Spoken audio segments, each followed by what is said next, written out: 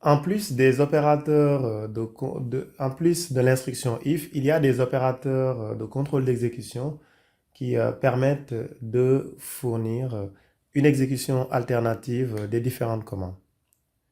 Ce tableau en présente trois. D'abord, le point virgule qui est un séparateur de commandes. Si vous avez plusieurs commandes qui sont enchaînées les unes après les autres, avec le séparateur point virgule, toutes ces commandes vont être exécutées sans condition. Ensuite, vous avez l'opérateur OU qui est constitué des deux barres verticales. Il permet d'enchaîner deux commandes avec la condition que la deuxième commande ne s'exécute que lorsque la première commande échoue.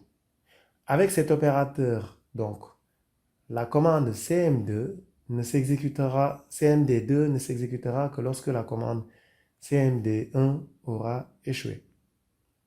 Ensuite, il y a l'opérateur et, constitué de deux et commerciaux. Il permet d'enchaîner des commandes pour lesquelles la deuxième commande ne s'exécute que lorsque la première commande a réussi. Cet opérateur peut être très utile lorsque vous avez un ensemble de commandes qui doivent s'exécuter et qui ont des dépendances les unes par rapport aux autres. Donc, si vous devez, par exemple, copier des fichiers dans un répertoire que vous allez créer, si le répertoire n'est pas créé, il n'est pas nécessaire de copier les fichiers. Donc, cette forme d'exécution conditionnelle vous permet de le réaliser. Regardons maintenant cet exemple comme illustration d'exécution conditionnelle. Pour cette première commande, donc on utilise mkdir et on relie le résultat avec la commande echo en utilisant les deux barres verticales ou le OU. Donc la deuxième partie n'est exécutée que lorsque la commande mkdir aura échoué ou envoyé une erreur. Si la commande mkdir réussit, alors il ne sera pas affiché, donc un cas d'échec. Dans ce deuxième cas de figure, il est utilisé le et pour relier la commande cd et la commande l'affichage. Donc si cd marche, si la commande cd s'exécute avec succès, alors il va afficher que ça a affiché en cas de succès. Sur cette capture d'écran, on a un exemple de l'utilisation de cette commande. Pour la première exécution, donc, il n'est affiché que affiché en cas de succès parce que la commande mkdir a réussi sur la première instruction, donc affiché en cas d'échec ne va pas exister. Pour la deuxième commande, le cd a réussi, donc on affiche le résultat. Donc pour la deuxième ligne exécution, donc là, le mkdir va échouer parce que le répertoire existe déjà. Mais par contre, le CD va réussir parce que tout simplement, la commande, le répertoire dans lequel il doit entrer existe déjà.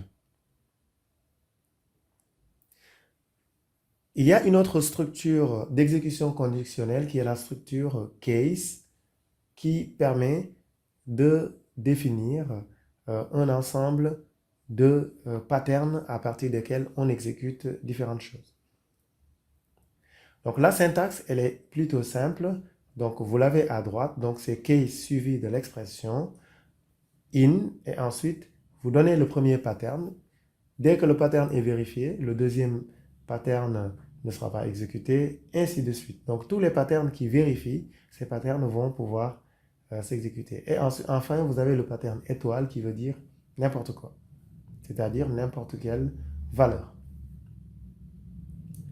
Donc là, sur cet exemple, on voit par exemple dans l'utilisation de case, nous avons sport, donc la variable sport in, cricket, donc on affiche le message, vous avez choisi cricket, si l'utilisateur a répondu à la question cricket, sinon football, sinon basketball, sinon si l'utilisateur a tapé exit, là on fait un break pour sortir de cette instruction.